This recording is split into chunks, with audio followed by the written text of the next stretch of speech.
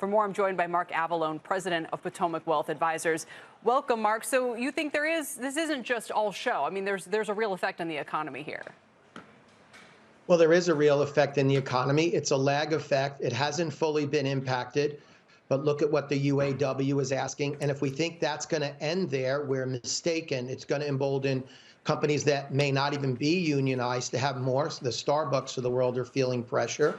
And I'm old enough to remember the late 70s, early 80s, and what cost push inflation does and how it makes things less competitive, or at the least is a negative to stock prices. So ignoring 10% wage gains that are going to take effect in the future simply because wages have been declining in the past 12 months does not look at the entire picture. And a lot of people will say, and I've been sympathetic to this argument, Mark, that unions are a much smaller share of the population than they used to be, and so forth. But you think this will have other workers looking? See, here's what I wonder. I'll just play devil's advocate that this might be their last chance. If the labor market softens in the next 6 to 12 months, it won't matter if other workers would like this similar kind of pay raise. They may not have the bargaining power to get it.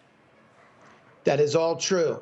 And I'm not saying that everyone's going to get a 10% pay raise like United, like UPS, or like the UAW wants. But to think that there's not going to be pressure from organizers to get a little more, for inflation to remain a little stubborn, and then government wages keeping up with inflation. We're still a little north of 4%.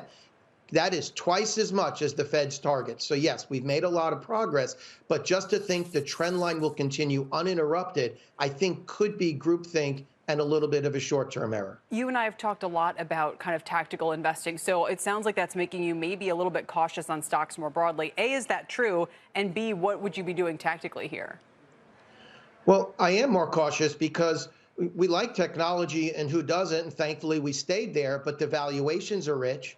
But then as asset allocators, we have to go to the value side. And, you can trade in and out of some banks, which we have. But the reality is banks are under a lot of pressure. I had 2 due diligence meetings with bank CEOs, community bank, a regional bank, and they all said the pressure for deposits from the internet is huge. And I said, hey, the internet's been around a while. Why now? And they both said, when you were paying 0, the online was not a competitor because you're not going to move for 0.75%. Totally. But when you see a splashy 4 or 5%, there's a lot of money leaving.